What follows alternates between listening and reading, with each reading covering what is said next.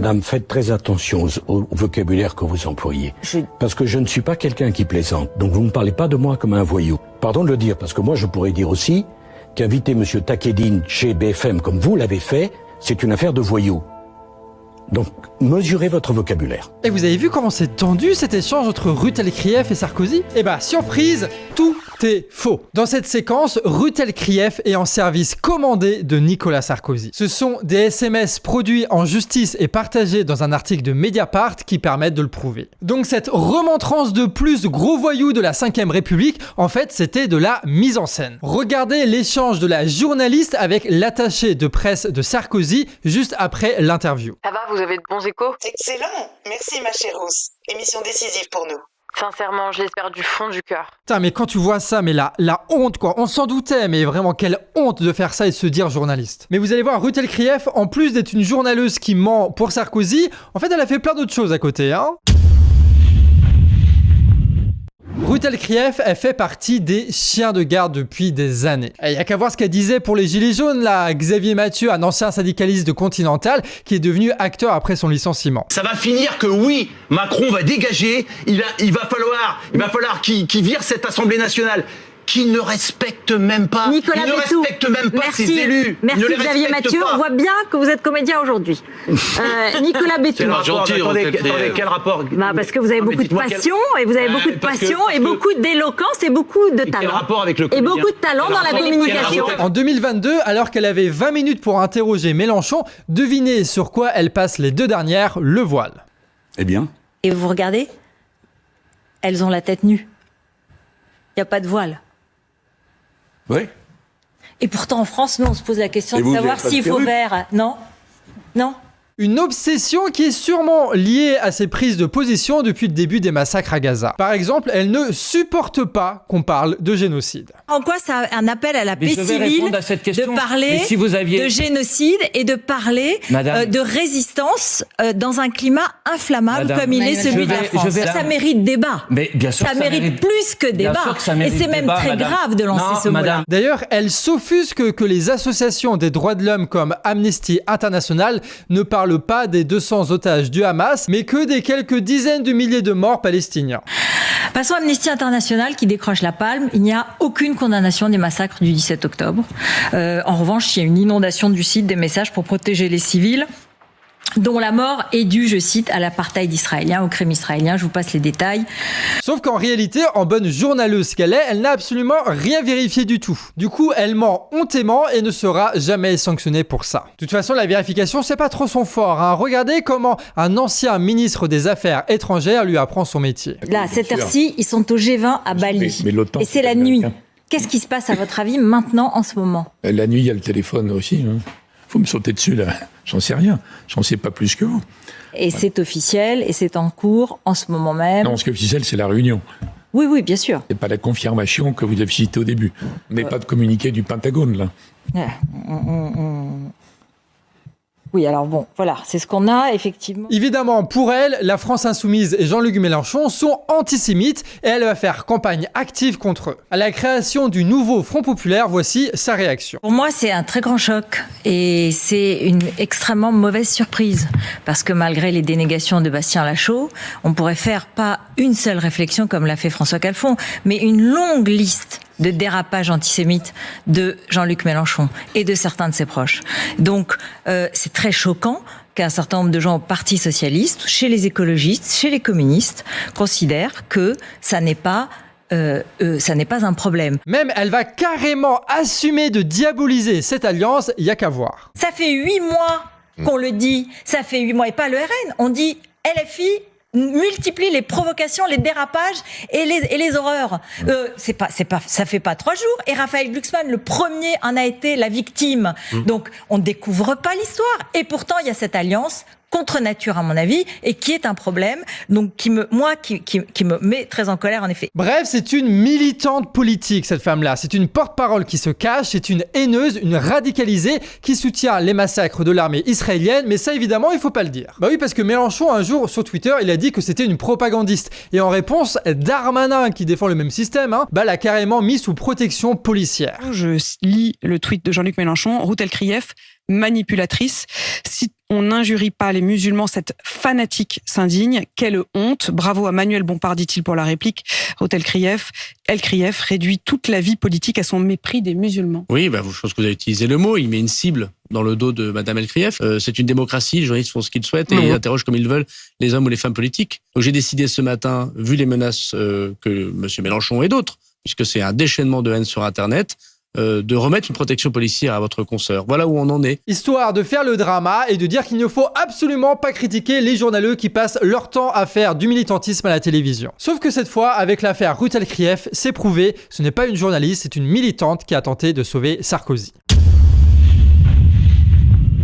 Allez, petit rappel de l'histoire. Nicolas Sarkozy, il aurait fait financer sa campagne électorale de 2007 par des millions d'euros confiés par la Libye de Kadhafi. C'est en tout cas ce qu'affirme Mediapart et ce qui sera jugé au tribunal l'an prochain. Il y a tout un tas de preuves de malversation, on y reviendra peut-être dans une autre vidéo, sûrement en fin d'année pour vous expliquer tous ces détails. Il n'empêche que dans cette affaire, il y a un intermédiaire qui revient beaucoup, c'est Ziad Takieddine. En 2011, les révélations de Mediapart se concentrent sur son témoignage et les éléments authentifiés qu'il a pu apporter. Et pourquoi il se fie pas que sur son témoignage? Parce que le gars, il est pas très fiable, hein. Son niveau de fiabilité, c'est Macron après une défaite électorale, pour vous dire. L'affaire judiciaire se lance, t'en as d'autres qui arrivent, t'as Sarko qui est en examen, t'as plein d'autres procès en même temps, il va même être condamné, mais il va faire appel, bref, là, c'était le bordel niveau judiciaire. Et dans ce bordel-là, Sarko, il arrive quand même à retarder son procès pour 2025, donc l'année prochaine. Et surtout, dans sa stratégie, il veut discréditer tout ce bordel-là, et donc, avec son équipe, il lance une opération nommée Sauver Sarko. L'idée, c'est que, en fait, l'affaire, elle a commencé avec Ziad Takieddine et tous les autres médias à la télévision, là, ils ont pas parlé des autres preuves qui sont arrivées après ce témoignage-là. Donc, il suffit à Sarkozy de discréditer ce témoignage pour paraître comme un blanc-seing devant tous les médias. Et donc, cette équipe va payer Takieddine pour faire une vidéo miteuse de 30 secondes disant qu'il retire son témoignage. Et vous devinez qui a le scoop? BFM TV, évidemment. Pendant quelques jours, BFM va tout faire pour réhabiliter Sarkozy. Diffusion et rediffusion des propos de Takieddine, sujet des débatteurs et ils vont même inviter Edoui Plenel et organiser une interview exclusive de Nicolas Sarkozy avec Ruth El-Krief. Bon, maintenant avec le recul, on sait que cette opération a été un échec lamentable. 4 ans après, cette fausse rétractation ouvre une nouvelle affaire et t'as même Carla Bruni, la femme de Sarkozy, qui est elle mise en examen. Et grâce à ça, des SMS de Véronique Ouaché ont été trouvés et elle, c'est une collaboratrice de Sarkozy. Elle a textoté à Marc-Olivier Fogel, directeur de BFM et de Ruth El-Krief, donc faisant participer la chaîne entière à une opération de propagande, à un complot. On sait par exemple que Ruth El-Krief a envoyé ce SMS-là à la collaboratrice de Sarkozy. Chère Véronique, je suis là. Je pense à vous et si vous avez envie de vous exprimer, je suis à votre disposition. On peut monter ce que vous voulez. Je t'embrasse fort et transmets mes amitiés à NS. Après de telles révélations, il faut évidemment que Ruth El-Krief, elle dégage. Mais c'est pas la seule, hein, parce que tu as toute une direction de la chaîne qui a participé à ce complot-là. Déjà, il y a Fogel, le directeur de la chaîne, qui avait promis à Sarkozy que Fabrice Arfi ne sera plus interviewé sur la chaîne. Arfi, vous l'avez déjà vu, c'est l'un des grands journalistes de Mediapart qui était à l'origine des enquêtes sur les millions de Kadhafi. Au moment de l'opération Sauver Sarko, lui et Ouaché se mettent d'accord pour bastonner les extraits tout le week-end après la fausse rétractation de Takieddine. De la propagande donc pure et dure. Mais la chaîne invite tout de même Edoui Plenel le 15 novembre, histoire de faire croire à une contradiction. À l'époque, c'est le chef de Mediapart dont la publication est l'une des seules à informer réellement sur l'affaire libyenne. Donc évidemment, Plenel, il va défendre l'enquête. Bon, en tout cas, c'est bien que ça parle de présomption d'innocence, tout ça, mais c'est un peu long sur cette affaire. Il faudra plutôt parler d'islamo-gauchisme, là. Plusieurs hommes, femmes politiques vous accusent, ce mot qu'on a beaucoup entendu, d'islamo-gauchisme. Ça n'est pas rien, dans un procès pareil, d'être mis en cause directement par des personnes. Comment est-ce que vous réagissez? On ne vous a pas encore entendu, Edoui Plenel, sur ce sujet. Eh bien, avant et pendant l'émission, Fogel parle par SMS à la collaboratrice de Sarkozy. En mode réacte comme on ferait ici à un discours à la con, tu sais. Là, par exemple, elle s'inquiète en direct que Plenel est trop bon sur l'affaire. D'ailleurs, allez lire l'article de Mediapart là. Franchement, c'est un des trucs les plus dégueulasses de compromission que vous pourrez lire. Si on est bien content d'une chose quand on voit l'audience de CNews qui cartonne, c'est que à côté, on voit les sales tronches de BFM qui comprennent pas pourquoi plus personne ne les écoute. Après, quand on réfléchit, on se dit, ouais, en fait, non, CNews, c'est exactement la même chose. chose en fait. Les mêmes saloperies, les mêmes méthodes, les mêmes laquais, les mêmes militants qui ont même pas le courage de s'assumer. Sauf que c'est pas les mêmes milliardaires. Voilà, c'est juste ça la petite nuance. Parce que CNews, les échanges de SMS avec les politiciens, eux ils connaissent bien. Hein. On rappelle que Pascal Praud était au courant de la dissolution avant même le Premier ministre. Hein. Ah non mais c'est ça de lécher le cul du pouvoir, on a quelques petits privilèges comme ça. Hein. Alors évidemment, il faut que Ruth El-Krief, elle dégage de là, mais il faut aussi se rappeler que les affaires de SMS et de contacts cachés entre les journalistes et les dirigeants politiques, elles ont pas commencé avec elle. Hein. Il y a le dîner du siècle, il y a El Kabash avec Hortefeux, tu vois, et on peut vous en citer des dizaines des affaires comme ça. Mais en plus, il considère par exemple que des dîners cachés avec le président pour qu'il donne des éléments de langage, en fait, pour eux, c'est normal. Alors, moi je vais vous dire, cette polémique inutile et stupide me fait penser que parmi nos confrères journalistes, et j'en vise certains particulièrement, le populisme a gagné. La place d'un journaliste, c'est défendre le pouvoir avec des éléments de langage qui ont été donnés par ce pouvoir-là. Vraiment, c'est incroyable. Hein. C'est vraiment une forme de presque de complotisme, quoi. C'est pas bien.